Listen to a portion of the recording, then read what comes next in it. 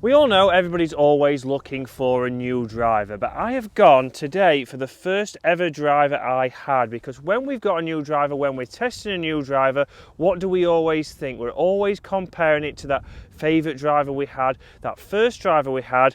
And I've been to the guys at Golf Clubs for Cash, and I've got a driver that changed the market in its time, although that was 18 years ago, and the G2 was brought out in 2006. It was a titanium driver. At the time, it was said to be one of the biggest driver heads that you could get, and you could sit behind the golf ball, which now looking down at that is very interesting, because to me straight away it doesn't look the biggest. But the big thing that they did mention was that alignment aid you'll have just seen there on top, a golf ball size alignment aid to try and get you to hit the driver longer, hit the driver further, and also hit more fairways. And to be honest, I wanted to roll back the years and hit this driver when I saw it in Golf Clubs for Cash, but it was £51. So £51 brand new. This was something that was classed as cheap at the time. It was £250 RRP, and I remember paying 189 / I remember my parents paying 189.99 at Sitwell Park Golf Club. But same shaft, same head.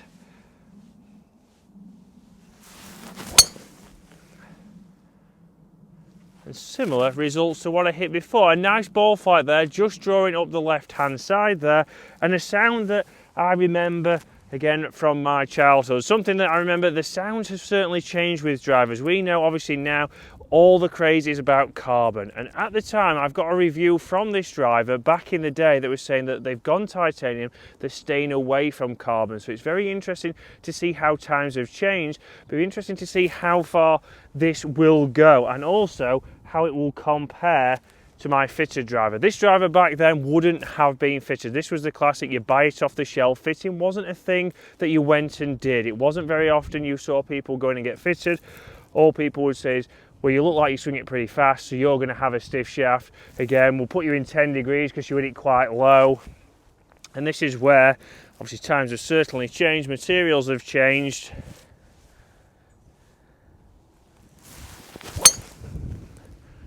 But 2 out of 2 down there, and I'm more than happy with those 2 shots. If we grab my latest driver out here, so the PXG 0311 Black Ops Driver, very interesting here, carbon in this technology. But if we say Ping was the biggest driver head at the time, they're the same size though. they're technically still both 460cc heads, so very much interesting to see how these designs have changed, how clubs have evolved. But let's talk a little bit more about that technology in this club right here before we jump in the studio. Hi guys, welcome back to the channel, and if you are new to the channel guys, then welcome. And if you want to consider hitting that subscribe button for regular golf content, not only with myself, not only coaching, but also with a mid-handicap golfer in Mid-Handicap Dave, then hit that subscribe button below. And guys, if you are a regular viewer of the channel, I hope you're enjoying the new format. But let's talk about these drivers. Obviously G2 and the Ping range was one of those ones that seemed to stay around for a long time. It was a driver that was extremely consistent for me. I had it, I didn't change until unfortunately it got stolen. But technology certainly come along. You can see there with the head sizes, they are obviously changing in shape, changing in size. Still a 460cc head, but obviously, will we get that distance? Be very interesting to see, obviously, how it will compare against the latest clubs, because for £50, if you're just getting into golf, a great price point, a great driver to probably have out there, but how much distance would you potentially lose, or could you potentially lose, or is it going to go the same distance? Let's jump in the studio and find out before we get back out here on the 9th hole. Okay, so up here, consistency, a little draw up the left hand side there, but I would say that's performed pretty well. So I would say I wouldn't be surprised to be here with the PXG into this breeze. So straight away there, not a bad start. Again, exactly what I remember from that driver. It was a driver that I first started with it, then I started to get better, and then I thoroughly enjoyed it when I was a single figure golfer. So it's something that has good memories, it's performed well there.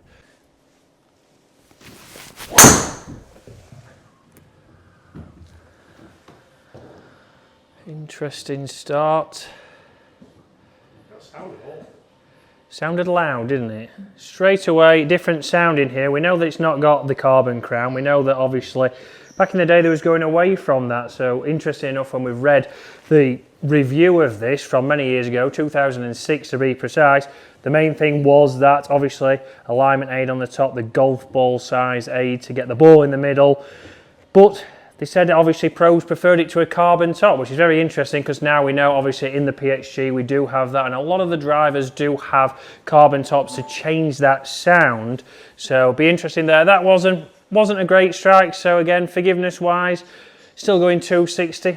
I would take that from that kind of strike. Again, 18 years difference in these drivers. Again, certainly loud. Launching high there, let's see, again not a perfect strike, 230 running out to 250, so very interesting there that we're getting that consistency from mid-strike, so no centered hits as of yet, but let's see what we can get with this one. So again, they said back then obviously that this head looked massive as well. Obviously the 460cc head, we'll put them next to each other shortly, but again for me, if anything, this head looks smaller than some of the modern day ones. And get in the comments below, do you want me to see this, put this to the test against the G430 Max for example, or the 10k driver, because that would be the equivalent of this. And they did say this was for mid-handicappers and tour pros, which is interesting because that's exactly what they're now saying with the 430 10k.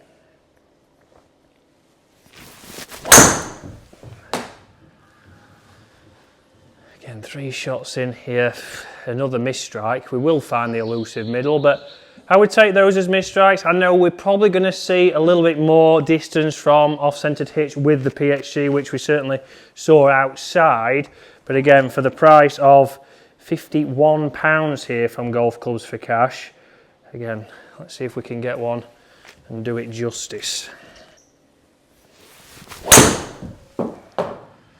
Again, I felt that was actually a little bit more solid, but it's still gone a little bit spinny there at 3,000, carrying 260 going 275, so I feel like that was a better strike. We'll give this one more and then we'll switch over, as I used to think I used to sit a lot longer with this driver. Right, come on.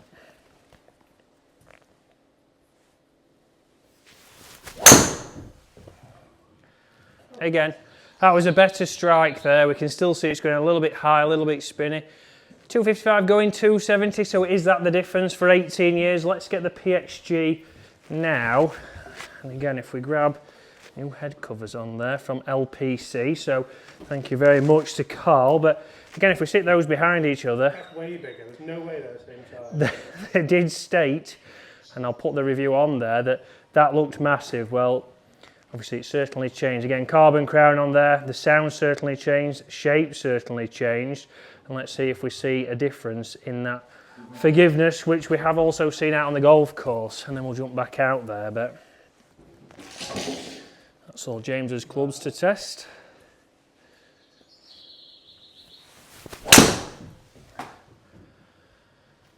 Straight away there, if anything, a little bit left, but that was a good strike. I would take that all day. 275 going 295, so that felt similar to a couple of those G2 drives. Pretty good, so spin right down there, 2,300, 108 club head speed, which is pretty much bang on. Good ball speed there, which has jumped up, and good carry and total. So straight away there, certainly a difference. And for me, behind the golf ball, the look of it and how it sits is totally different. But one big thing for me, I would say, is the difference the shafts feel now. So again, I had the exact same shaft that's in that Ping driver back then, but now the changes in the shafts, the advancements in the shafts, this feels a lot more solid, a lot more easier to control. But again, this was fitted and the G2 wasn't, and it wasn't back then. Right, a little bit of a more spinny one, so let's see what that does numbers wise. So I would say that was, again, not a great strike, but that has got the numbers that were the best with the G2. So dispersion is really interesting. dispersion. I'm certainly seeing the left side and the right side of the fairway today. Right side with the pin and left side with the PXG. Yeah, so interesting. Again, that's down to obviously the lie angle potential of these drivers, how they've changed over the years, which again, a lot of things have changed. Again, length of shaft, we put that to the test. You weren't expecting that, were you? I was not expecting that. Again, I wouldn't have expected that, and it didn't feel long, but maybe that's just deceiving with obviously the... That's why you're not hitting the middle of the face. Yeah, exactly. Could we get obviously that a little bit shorter, find the middle and get that consistency? You can see this driver has gone shorter and finding that middle.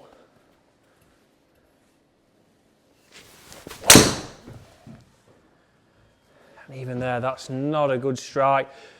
Let's see, 250 and going out to 280. So forgiveness wise, straight away, yes, 18 years difference, a total different feel.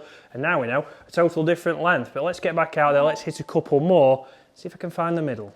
So very interesting numbers there inside and a clear winner. So a little bit disappointed after those shots that I hit on the first because, again, I wanted to think this driver was correct. But very interesting there inside, I finally noticed the difference and why I wasn't finding the centre, and that was obviously this right here. We can see that, again, it's an inch longer than the new standard. So again, a longer driver head, a longer shaft, a smaller driver head doesn't always fill you with confidence. And this is where straight away when I changed over to that PXG inside, I got it straight out of the middle straight away. I wasn't mishitting it. I wasn't getting loads of spin on there. Yes, technology has advanced as well, but if you're not hitting the centre of the face, it's always going to struggle. So if we talk about who this driver was designed for, this is the interesting thing at the time. This driver was fitted for both tour players, but also your starting golfers. So it was obviously the full range of golfers. And interestingly enough, now Ping still stick to that, obviously with that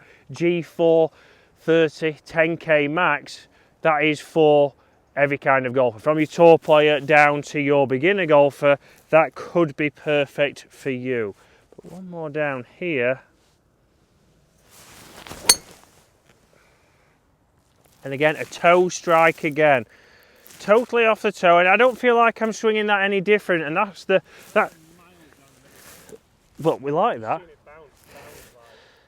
Trundling down there, and that's where we still had forgiveness in that driver. That was obviously extremely forgiving for its time, but an off-centered hit, still got a little bit of distance, still down the middle, so it's still ticking some boxes. And for £51, guys, would you be investing in that driver instead of the close to £600 for this PXG? Straight out of the middle there, a totally different sound. But guys, you decide, what driver should you be getting? That's the first driver I ever had. What driver would you think about when you're getting fitted for maybe your new driver? Do you have a favourite? Do you have your first driver in mind? But what are you paying for your drivers at the moment?